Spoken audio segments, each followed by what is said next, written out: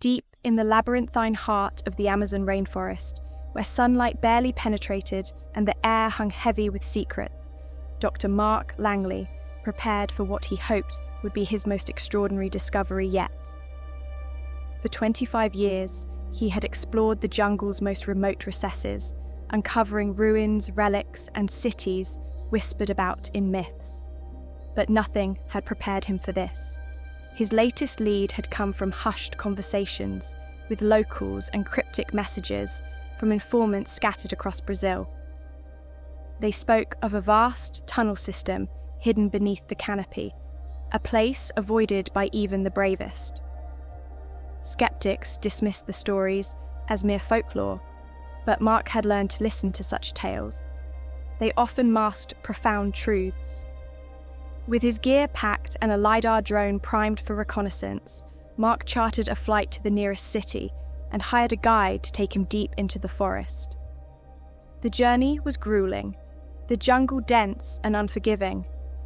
Nights were spent in damp tents, the sounds of the wild a constant reminder of the untamed forces around him. The guide, a wiry man named Paulo, seemed uneasy from the start. On their last night before reaching the rumoured tunnel entrance, Paulo shared a tale by the fire. "The old gods," he said, his voice trembling, "they once walked among us.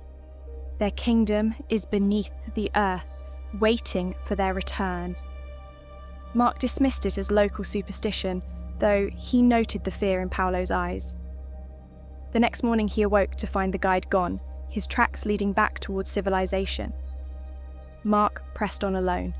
At midday he reached the site, an ancient road barely visible beneath centuries of overgrowth. His LiDAR drone had pinpointed its terminus, a massive stone entrance embedded in the side of a mountain. The structure was awe-inspiring, with towering monoliths flanking the entrance, each carved into grotesque likenesses of beings that seemed both human and otherworldly. Mark felt a chill as he studied the statues. They loomed like sentinels, their hollow eyes following him. But curiosity outweighed caution. He adjusted his headlamp, shouldered his pack, and stepped into the tunnel. The interior was a marvel of engineering, the walls smooth and symmetrical, the ceiling soaring high above. The air was cool, but it carried an undercurrent of something foul, a mix of decay and rancid spices.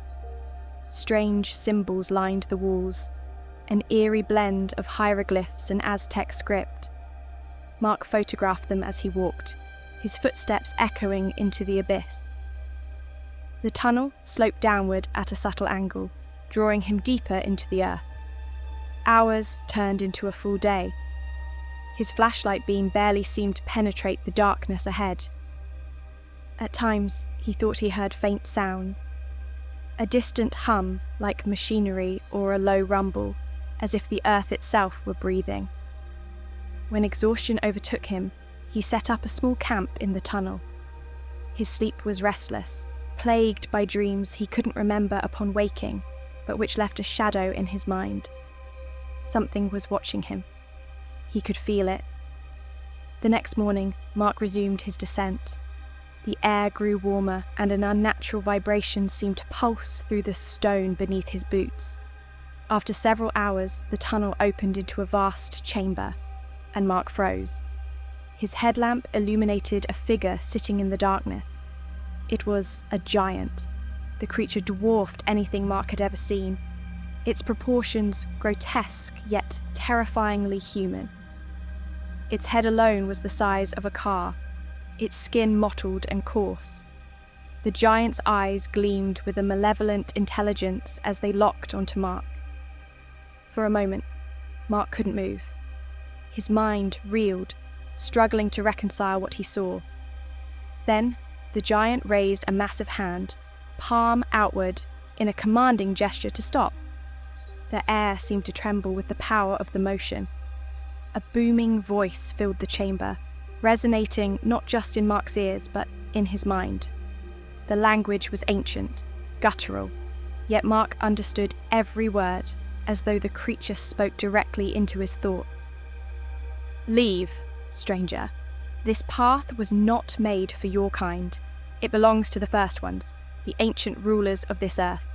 We slumber, but one day we shall rise and reclaim what is ours.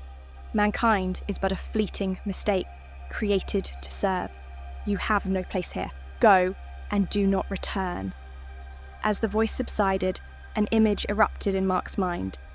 An enormous cavern filled with colossal forms, giants 100 times the size of the one before him.